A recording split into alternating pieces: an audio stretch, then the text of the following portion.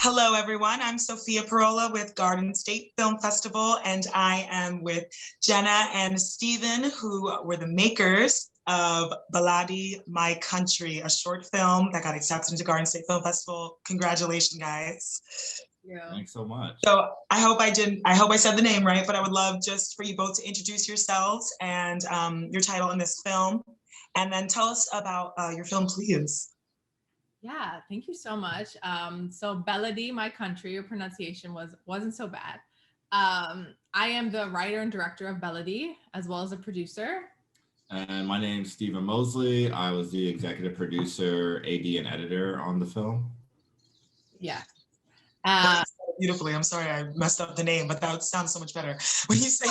Oh, no, we weren't bad. Yeah, so I mean, we made this film. We're both partners in like life and in our artistic work. And we made this film. It's based on actually my father's immigration story. And the woman that he eventually ended up living with that became like a huge figure in his life, much more than landlord and tenant. And I always say it's a fish out of water immigration story, because I really got curious about what it must have been like for my father, who came here when he was a kid. He came here at 20 and didn't speak the language and didn't know anybody here and didn't have any connections to this place. And Baladi actually means community in Arabic, local. It can be used in different ways, but really it means like community. And it's kind of the story of like, how do you build your community in like a new place where you don't know anybody and you don't speak the language and you feel very like a fish out of water. That's so amazing. And I saw that, I got to see the film, which is beautiful, by the way. Congratulations. I really enjoyed watching it. That it was based off of the true story of that. And can I ask you how was writing, a lot of people tend to write either something that happened to them or, just something they're interested in creating, but you got to write something that was very close to you and you obviously is your father. So how was that process of writing that and creating that when it was so close to you and your family? It was interesting because the film is definitely a work of fiction. Like it's inspired by, but they didn't actually like meet in a park or any, some of the characters are completely fictional. I think like as writers, you use what you have and you can tell stories that have happened to you, but also like take what you need and leave the rest. And especially for something to be dramatic, you have to add in different elements, to make the dramatic structure work. So I kind of like use that as a jumping off point, but also what got me even interested in it was during, the heightened like xenophobia, especially during the Trump years and like the rampant anti-immigrant sentiment, really got me thinking about immigrants now. And not to say that that's a new phenomenon, because it certainly isn't, but it just got me really curious about like, what do I love about this country? Like what gives me hope? If anything. Jenna also decided to write it. We took a trip to Egypt and we visited her family and we were there. And like when we were there, like a year later, we made the film. But while we were there, she's like, yeah, it'd be really great to tell this immigration story. She's really like taken aback by how her dad was able to travel across the world with like, different language and different culture and then still be able to live the American dream, whatever that means, but yeah, it was really, I think it was inspiring from that, like fish out of water story. Yeah. And then to be in Egypt and to have my family there give me pictures of Fritzie, the woman in the film, who they've never met in person because they've never been able to come here in person because it's too expensive and visa issues. It's like such a special thing, like how family can span across continents, across oceans, how it can evolve and change. Absolutely. That's so amazing that you actually got to be in Egypt. And I'm sure that just inspired the creativity and that sounds amazing. And I love that this film, that means community. It has such a beautiful message and you could really feel that and just watching the film. Can you tell me how the process of, pre-production and filming and then after, how was all this? When did you guys start actually like producing and making this film? We started really like seriously producing it, I would say September 2019. And we really had the idea for the film, the way it looked, like these are two lonely people in a period of transition and change. So we wanted it to be, for some reason, autumn kept coming up to us. We wanted like fall colors. So we were kind of on a crunch in terms of like, daylight savings, we lose the sun, which actually happened to us. We filmed, I think, a week after daylight savings. The leaves changing was a big stress point. Yeah. we wanted the leaves to fall. Yeah, we were a little late. We wanted like beautiful like fall colors, and we got some, but it wasn't as like, in our minds, it was like, Our location scout the week before, it was like, boom, like perfect. Red, yellow, gold. Yeah. And then we went there, like they felt like, oh, that kind of stuff you out. Yeah. So we pretty much were rolling from like, I would say like beginning of September, we started casting. Casting was like the most difficult part, I would say. And we both cast it. And finding the lead, finding Gamal was the most challenging. So we did that. And then it was just a matter of, we brought a producer on board, Alicia Herder, who's amazing. She just has a film at Sundance at HBO Latino, just picked up. And she really helped us like see what was possible with the budget. And then, it's about reaching out to friends. We luckily were able to get our Ari Alexa camera for free from a DP friend of ours, which really helped our budget. And it was just going from there. Yeah. And then location scouting was another huge thing, which we started. The diner that you see is a diner, Miss America Diner in Jersey City. And we really liked the like Americana feel of that. Thematically, it was like perfect. Yeah. So that was just like a godsend. And our consulting producer, Brian Song, helped us secure that because he knew someone who knew the owners. And then the park, he helped us get the park as well that we shot in, which is actually in North Jersey. So yeah. And then wrap post-production in the summer in August. Yeah, COVID kind of delayed our schedule.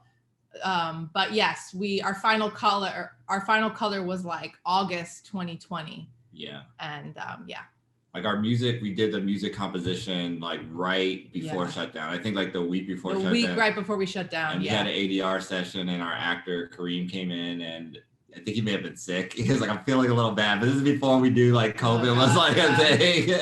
Yeah. But luckily we were all good. We were all okay. Yeah. Wow. So you guys were very lucky, probably diligent that you filmed and finished right before they got shut down and everything. Yeah. Wow. And that's amazing. And I have to commend you. I mean, I think that your array of actors not only are diverse and like just different ages, different ethnicities, which is really beautiful in films, especially now, which we really need. Amazing actors in general. So like cast everything all around. Like that's so amazing.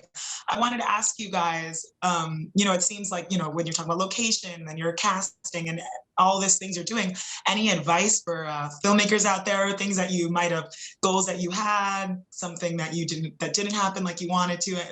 Any experience, things that you'd like to share, and maybe filmmakers out there? Yeah. For me, really, this was my first time directing. I am an actor and I'm a producer, writer. We've worked together on a web series and different projects. But I would say directing, well, Steven actually taught me this. You need to have an answer for everything, because there will be, on a big set, hundreds of people asking you questions about everything all the time. So I think really the biggest thing is a film is made in prep, and like you really want to think of everything and really take your due diligence and take time to prep and make sure that, because things will go wrong. That's just the nature of it. Things went wrong for us for sure. And things change. And I think what I learned in the post process is that filmmaking is an evolving thing, and it's going to change in the edit. And unless, you have the luxury of having a multi-million-dollar budget, which obviously we did not, things, you have to kind of like be willing to roll with certain things, because like I said, this is just what filmmaking is. You have a day, you got to get these shots, things are going to go wrong. You're not going to get everything you need. But the best thing you can do to kind of make it the most positive experience is to make sure that you prep and that you're very specific and clear in your vision. and what you're not willing to negotiate on. That's really important. Yeah, I totally agree. I think it's about like rolling with the punches and having like a strong vision, but knowing that your vision's going to maybe change based off like who you're collaborating with, and you should really be open to those opportunities of change, because a grip might have an amazing idea, or an actor might have a line change that, and you have to like really like think about it. And if it serves the story, then go with it, roll with the punches, and that's what makes filmmaking like a great art form, because it's so collaborative and you're working with so many different talented people. And I think it's just listening and being open to changes and ways to make your vision a lot better than you expected it to be. Yeah. Well, that's some amazing advice, and I'm definitely going to take that for myself. And Jenna, I cannot believe this is your directorial debut. Like that's amazing that and you got accepted into Garden State. Congratulations on that. That's phenomenal. Appreciate it. Seriously, big clap for you. And I'd love, so you were mentioning that Miss America was in Jersey City, and you guys also filmed in North Jersey. So are you guys like New Jersey based? Is all these locations were all in Jersey? Yeah, we live in Jersey City. I'm born and raised in Jersey. I'm from Teaneck, New Jersey, in Bergen County. Steven is a transplant. Mine's a Jersey cell phone number now, so yeah, but he's, we've been living in Jersey City a couple years, so he's more comfortable with Jersey. Jersey gets a bad rap. So, but we were in Brooklyn before, but now we're in Jersey City, and it's awesome. Yeah, and for me, yeah, I'm very familiar, obviously, with North Jersey at least. So I was able to call up, like we shot some of it at my grandparents' house. We were able to, having a big cube truck with all of our equipment. We had to like drive that up to my grandparents' house. They have a bigger, like they have we can't keep that on the street in Jersey City. So there was like a lot of like, who do I know who can help, So that really came in handy. There's something too, like there's a shot that I love in the film where we went to Liberty State Park and shot the Statue of Liberty. But from the Jersey side, Lady Liberty, she has her back turned. Mm-hmm. So you're kind of like looking at the back of Lady Liberty because it's facing the, the immigrants that come over the boat. So it's kind of like an interesting like metaphor and shot that I love that like, you wouldn't get if we shot in another like location, if we shot in Brooklyn or something. So there's some absolutely. I love that. And also, I mean, Garden State Film Festival, obviously 20 years, the film festival going on for 20 years. We love to see filmmakers from New Jersey, and they made it in New Jersey. We're wrapping up on like the last minute, but I'd love to know why you guys submitted to Garden State Film Festival. I mean, obviously it's amazing because you filmed it in Jersey, but I'd love to know your perspective. Why Garden State? I mean, I can say that being from New Jersey, and what I love most about New Jersey is it's the most densely populated state, and it is it is an amalgamation of people, of immigrants, of different people that have come over, and really like a lot of down to earth, like working class people that I grew up with that I wanted to hopefully kind of like put in the film. And and I love New Jersey. I love being from here, and obviously have roots here, and it very much kind of, even the whole diner thing, like New Jersey and diners, I feel like diners is such a place of community. And I've worked as, I'm an actor. I was also a waitress for over 10 years. And like one of my first jobs was working in a diner. So just so much of the film is so like New Jersey to me. So of course we had to apply to the Garden State Film Festival. Yeah. Yeah, definitely. And also just like the people in Jersey are so like warm and bright. And I feel like we wanted to capture that in our film, and really like, hopefully the people that attend the Garden State Festival can like really relate and see themselves in Melody. Yeah. Absolutely. And I love that you mentioned before, I mean, New Jersey does get a bad rep, especially in films. It's always someone depressed or someone who's like stressed. And I think that it is so beautiful that you guys really made use of not only the beautiful scenery in Jersey, but really, like you said, the warm and inviting community feel of Jersey. Like that's amazing. And your film has such a beautiful message. And I really cannot wait for you guys to show all of the audiences this film. Congratulations again. We just want to say Garden State Film Festival, your success is our success. We're so happy that you guys not only submitted, but got accepted, and congratulations again. And I can't wait for your film to premiere. I just want to tell everyone it will be premiering at the Berkeley Hotel in the Kingsley Room, Sunday, the 28th in the block of 12 p.m. to 2 p.m. And you guys will be there, right? Yeah, I didn't even know. Yeah, we will. Yeah, Okay, good. So you got to meet the filmmakers. I hope everyone gets to see this because it's a beautiful piece of art and from inspired by a wonderful story. So thank you guys so much again and congratulations. Thank you. This was so fun. Thank you guys. All right, we'll see you soon.